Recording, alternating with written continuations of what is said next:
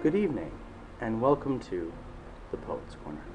I am your host, Micah Joel Tui, and I am broadcasting from Western Illinois, University WIU, in Macomb, Illinois.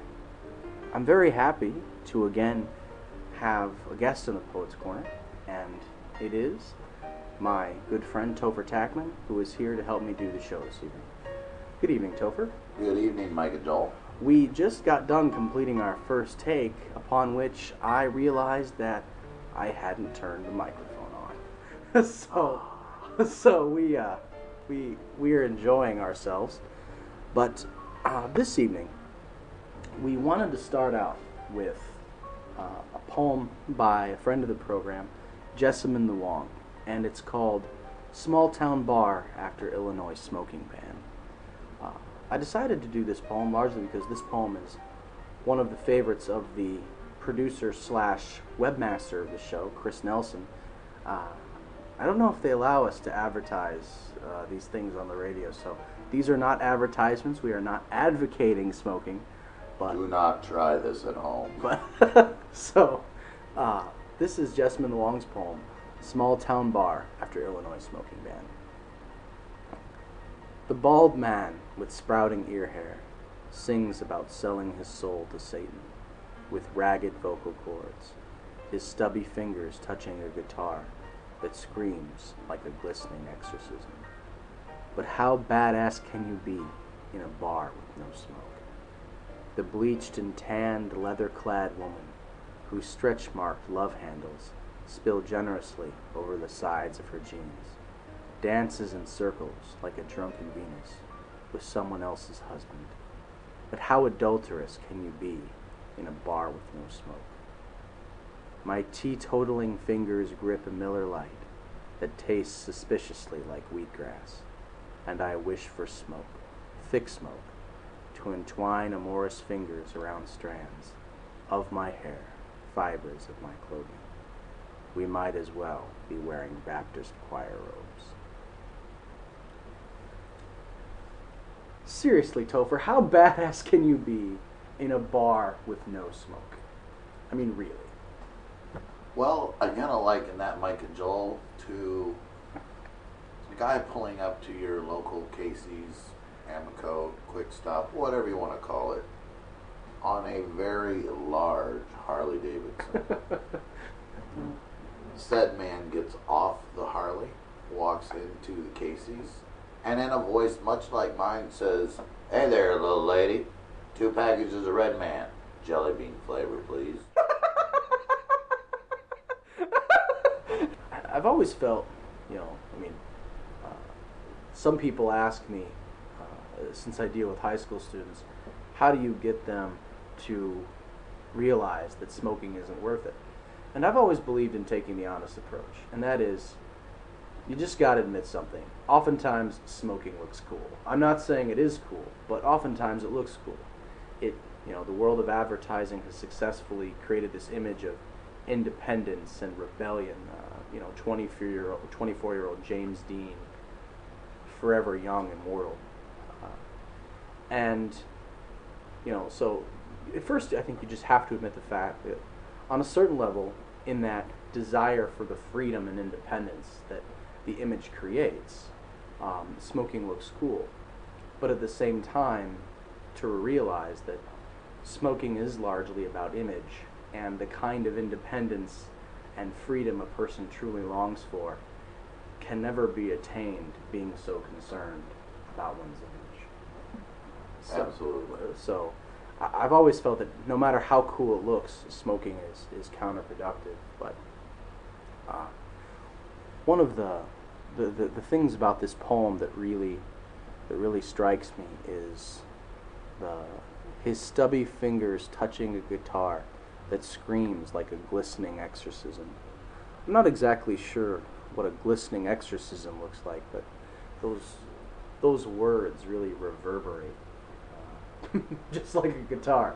That is some masterful, wicked masterful imagery and wordplay there. It's just fantastic. Well, Jessamine, you just heard it from Topher Tackman. Masterful wordplay. Good job. I wrote at least every episode of the Poets Corner, I try to at least share one poem of mine. And Jessamine, I wrote a poem that is kind of an homage to yours. It's my dedication to yours, and it's called "The Allure of Ashes." I'm reminded of the leather-clad woman of your poem, perhaps not as ample as you imagine her, and I use the name Lilith, who is in the Talmudic tradition a very, very bad woman. But anyway, this poem, which is an homage to your work, Jessamine, is called "The Allure of Ashes." Lilith sits, waits by the bar, perched amidst the cancer mist. The neon smoke gives her lure, and I aflame am drawn to her. A free drink buys for me her name. My first mistake, the name is fake. I guess her talk is much the same, but she, of course, is not to blame. It's true, we are not much alike, her common sense, my innocence, but she so far shows no dislike, nor told me yet to take a hike. Her soft hand guides me to the floor, a slower dance for fast romance. She says I knock on heaven's door, the paradise of men and whores. What must I give for flesh revealed, the pledge and price for carnal vice? No cash is cost for lust concealed, my purity instead to yield. Entranced by smoke on ashen breath, her tongue suggests we take our rest. Yet still I leave, soul sensing death, for tasting ash, sweet bitter Lilith.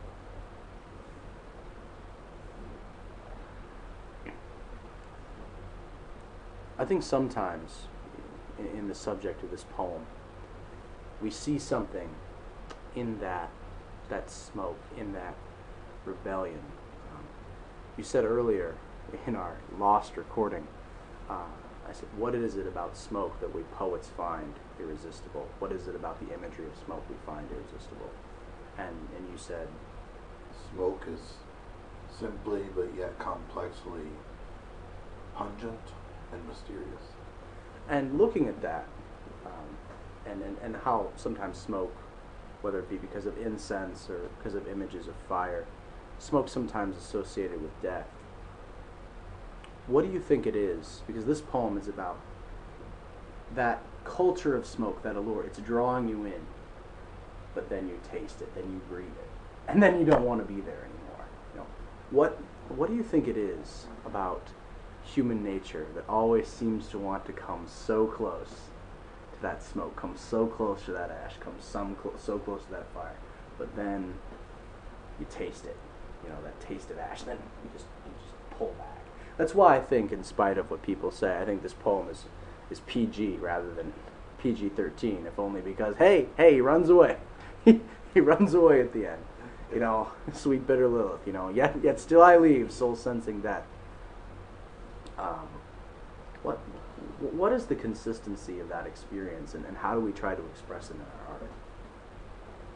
Well, I think that experience goes back to our childhoods, our very early childhoods, where we do the traditional dance that's done between children and parents, when we try to figure out exactly where our parents have drawn the line, and then we proceed to stamp the hell out of it. You know, and with the smoke and with Lilith, life has beauty and life has an underbelly. And because we are human beings, we want both. But for some reason, we always find the underbelly more appealing until we're there.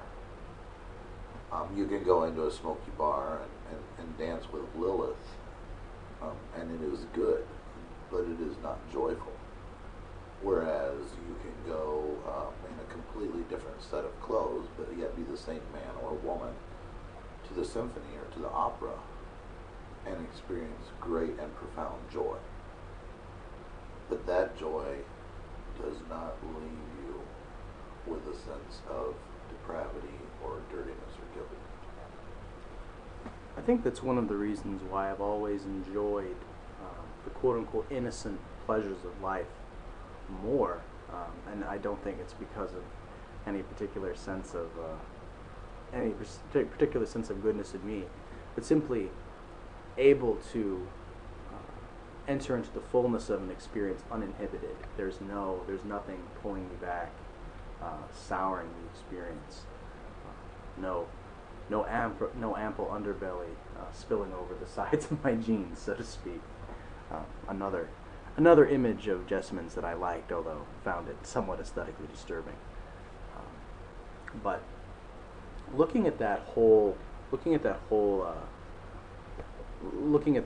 two poems we've looked at so far, are there any poems that you have that you really feel speak to this kind of,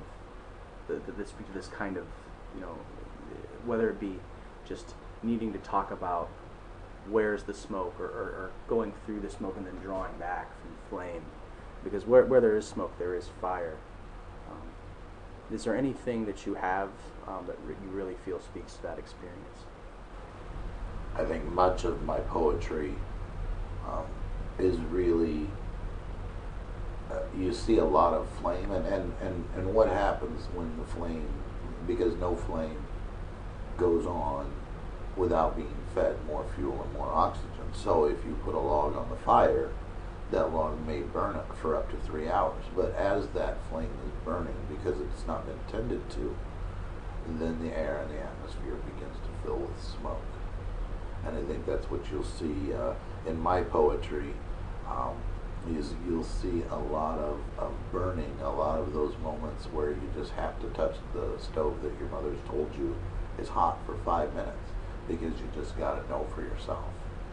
But then the smoke comes, and while the smoke is often referred to as mysterious and pungent, the smoke in this sense comes, it fills the air, makes it pungent, but then afterwards the air or the remains of the fire, as in a burnt field, when farmers burn their field, there's the fire, there's the intense smoke, and then there's the needed and desired renewal.